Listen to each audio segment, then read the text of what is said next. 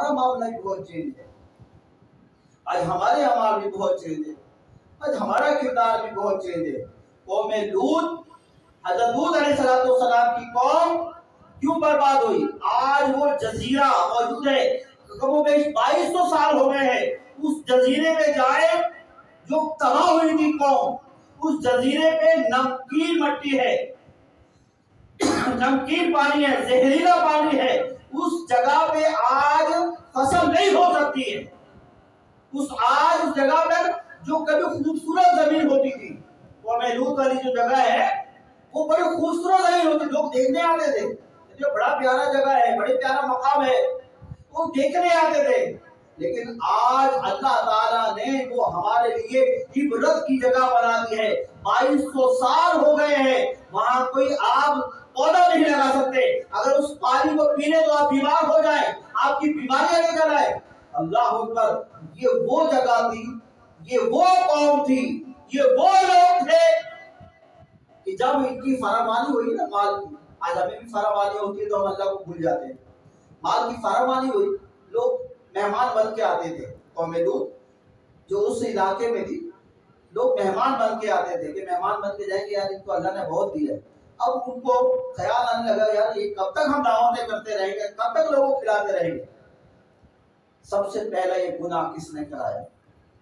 شیطان آیا بوڑھے کی شکل میں، کہا کہ تم لوگ پریشان ہو کہ یہ ہر کوئی تمہارے علاقے میں اٹھ کے آ جاتا ہے، کہاں بہت پریشان۔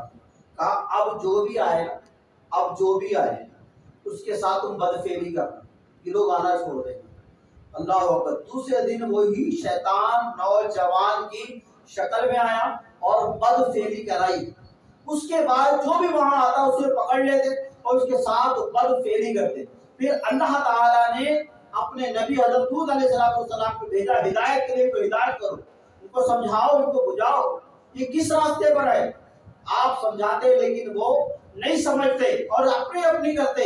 وقت گزرتا گیا، حتیٰ کہ وہ قوم لوط اتنی خبیث ہو گئی، کہا وہ تمہارا رب ہے نا تو پھر لاؤ نا، رب کا قہر دکھاؤ نا، ہمیں عذاب دکھاؤ نا۔ نے خود اس قوم نے مطالبہ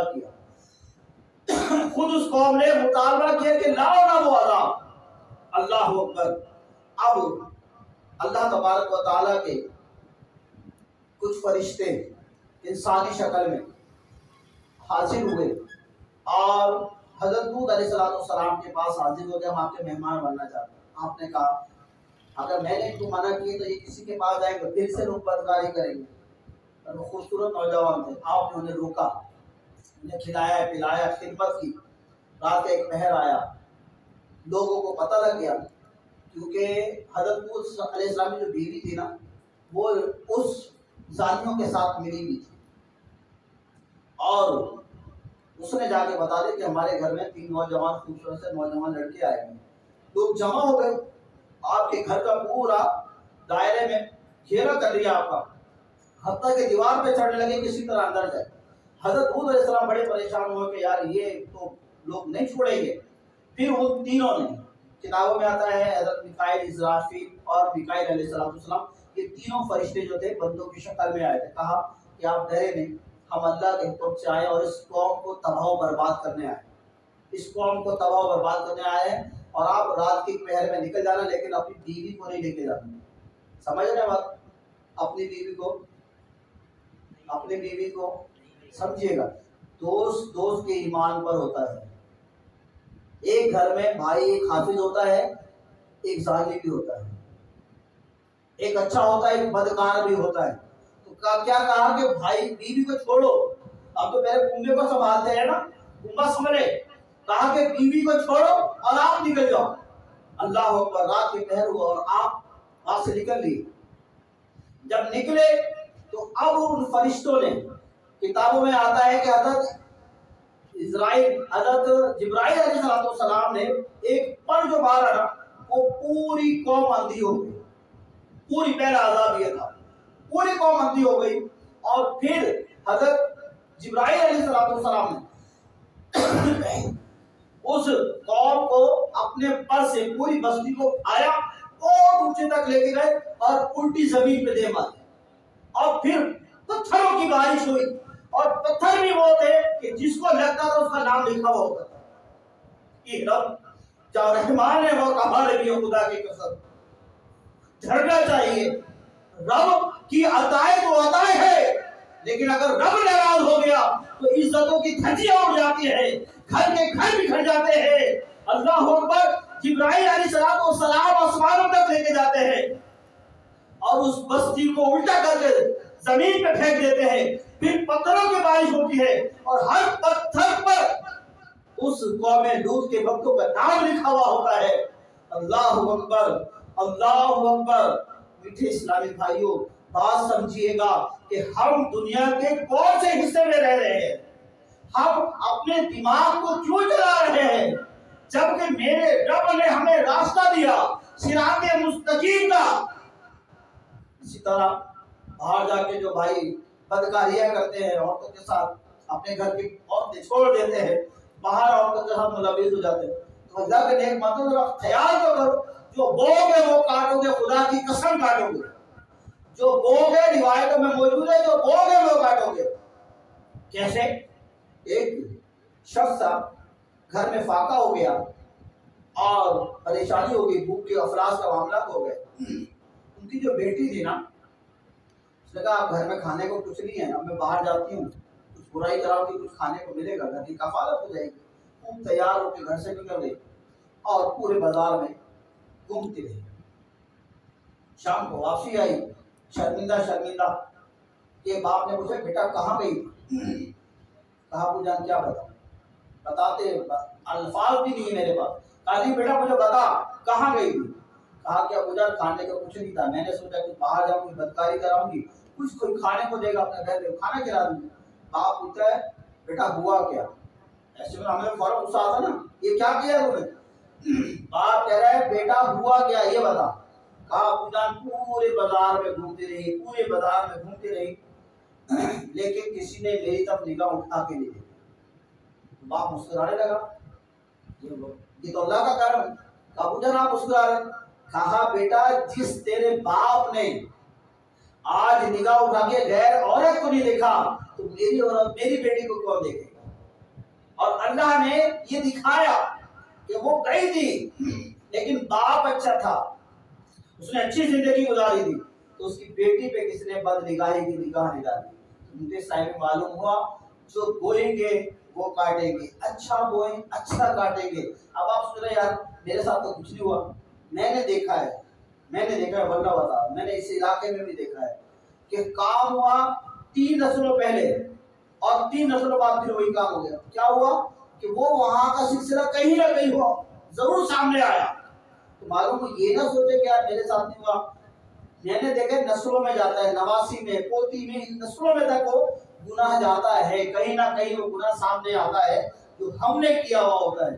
تو آج توبہ کرتے ہیں کہ ہم انشاءاللہ ایسا کوئی گناہ نہیں کریں گے جو ہماری نسلوں تک جائے، جو ہماری نسلوں کی عزتوں کو پامال کرے، جو ہمارے اعمال کو پامال کرے، جو ہمارے کردار کو پامال کرے۔ پیارے اسلام بھائیوں، اللہ تبارک و تعالیٰ بڑا غفور رحیم ہے، بڑا کریم ہے، بڑا کرم فرمانے والا ہے۔ میرے مولا علی رضی اللہ عنہ جو فرمان ہیں وہ سن لیتے ہیں کہ مولا علی امیر المومنین مولا کائنات رضی اللہ تعالیٰ عنہ